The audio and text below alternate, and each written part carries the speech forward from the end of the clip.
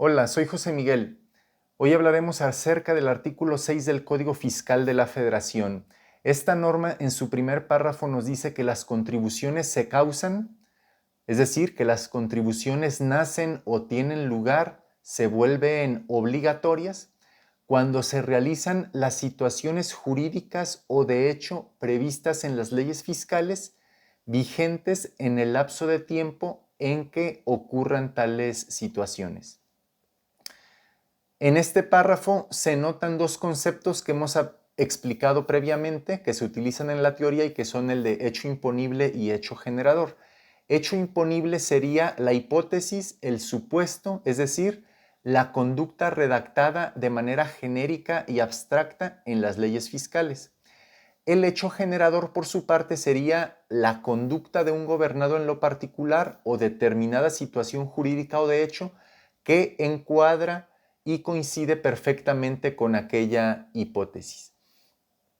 De tal manera que, de acuerdo a qué leyes fiscales deberemos atenernos para considerar nacida o causada una contribución, pues a las leyes fiscales que estaban vigentes en el momento en que aconteció la conducta o la situación que coincide con lo previsto en la ley. En palabras más técnicas, se van a aplicar las leyes vigentes al momento en que tuvo lugar el hecho generador.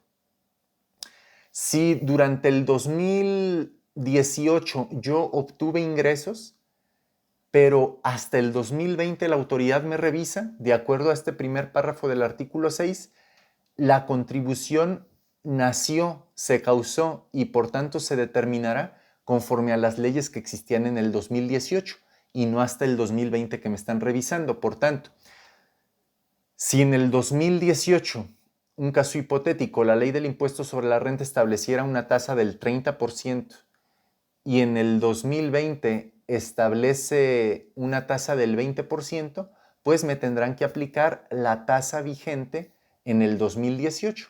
¿Por qué? Porque la contribución se causa o nace conforme a las leyes vigentes cuando se dio el hecho generador.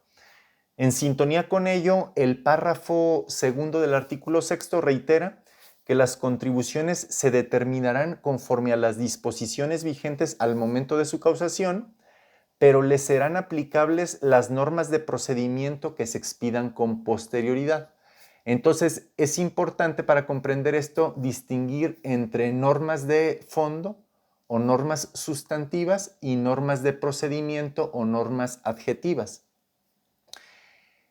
Si yo obtuve ingresos en el 2018 y ello resulta ser un hecho generador que coincide con el hecho imponible previsto en las leyes fiscales, pero yo incumplí mi obligación de autodeterminar y pagar por mi propia cuenta la contribución, y la autoridad hasta el 2020 decide auditarme o fiscalizarme,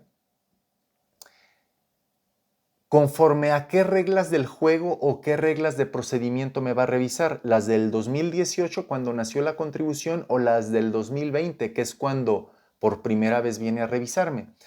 De acuerdo a lo que dice el segundo párrafo del artículo sexto, me revisará conforme a las normas de procedimiento vigentes en el 2020. Esto no constituye para nada una violación a la garantía de irretroactividad prevista en el 14 constitucional. ¿Por qué? Porque la visita domiciliaria, la revisión de gabinete o la revisión electrónica que la autoridad va a desplegar sobre mi esfera jurídica para ver si pagué impuestos en el 2018, se está realizando en el 2020, conforme a qué ley, la vigente precisamente en el 2020. Entonces, no se están aplicando normas que no están vigentes al momento de realizar el procedimiento de fiscalización. Entonces, en este ejemplo que hemos venido trayendo a escena, si me revisan si pagué correctamente impuestos en el 2018, para calcular los impuestos a mi cargo, cuáles eran las deducciones posibles, cuál era la tasa aplicable, que son normas de fondo o normas sustantivas, me van a aplicar las normas vigentes en 2018, cuando nació o se causó la contribución. Pero me van a aplicar las normas de procedimiento vigentes en 2020, que es cuando la autoridad viene a revisarme. Supongamos que en el 2018 la visita domiciliaria duraba un año y en el 2020 dura 6 meses. Entonces, ¿cuál visita domiciliaria será la que me apliquen? Pues la del 2020, que es el procedimiento vigente al momento en el que la autoridad decide iniciar sus facultades. Entonces, el artículo 6 del código, en resumen, nos sirve para distinguir entre normas de fondo y normas de procedimiento. Cuándo se aplican unas y cuándo se aplican otras, tratándose de determinación de contribuciones y de aplicación del procedimiento para verificar su cumplimiento. El artículo 3 rápidamente nos dice que corresponde a los contribuyentes la determinación de las contribuciones a su cargo. Es decir, no es un pretexto o excusa válida decir no he pagado impuestos porque la autoridad no ha venido a revisarme, no. El artículo 6, tercer párrafo, claramente dice que es una obligación propia de los gobernados. Y bueno, el artículo 6 se compone de más párrafos. Hemos comentado los relevantes. Básicamente termino con el último párrafo que dice: cuando las disposiciones fiscales establezcan opciones a los contribuyentes para el cumplimiento de sus obligaciones fiscales o para determinar contribuciones a su cargo, la opción elegida por el contribuyente no podrá variarse respecto del mismo ejercicio. Un ejemplo, cuando hemos explicado el régimen de arrendamiento de personas físicas en la ley del impuesto sobre la renta, se establece una opción para los contribuyentes y dice que pueden aplicar las deducciones que efectivamente tuvieron durante determinado lapso de tiempo, o bien aplicar algo conocido como deducción ciega, que el legislador nos permite a los arrendadores deducir un porcentaje de nuestros ingresos sin tener que acreditar que efectivamente realizamos la erogación.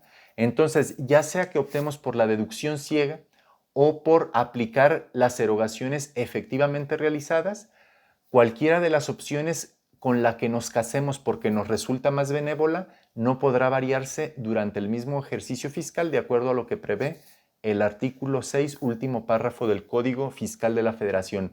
Los invito a leer este artículo para profundizar en los pormenores que no hemos abordado. Nos vemos en un siguiente video.